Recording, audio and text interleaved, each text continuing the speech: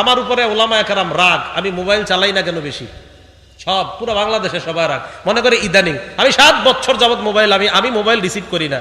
এরা মনে করে এই বছরই মনে রিসিভ করি না, আমি 7 বছরই রিসিভ করি না।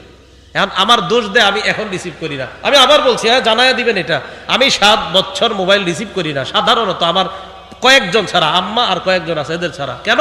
এই মোবাইল বেশ কম চালানোর কারণে আমি কি ফায়দা পাইতেছি সেটা আমি জানি। পরিবারের পুরা আদেশ, আমার ঘরের নিয়ম, বাস বাচ্চাদের সামনে তো মোবাইল প্রশ্নই আসে না। আমার ছেলের সামনে আপনি মোবাইল নেবেন, আছাড় মেরে ভেঙে ফেলবে মোবাইল।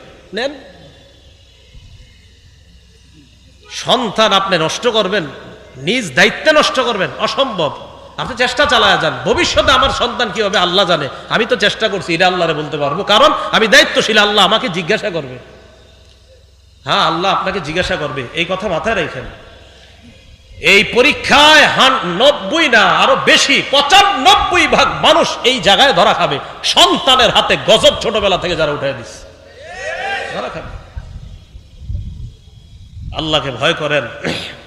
তো আমার ব্যাপারে এই অভিযোগগুলো দিয়ে না, আমি বলছি আমি 7 বছর যাবতীয় এরকম, এই অভিযোগ দেওয়া আমার ব্যাপারে ঠিক হবে না। ছাত্র জীবন থেকে আমি এমন। আল্লাহ আমাদের সকলকে ইলেকট্রনিক মিডিয়ার গজব থেকে বেঁচে থাকার তৌফিক দান করেন।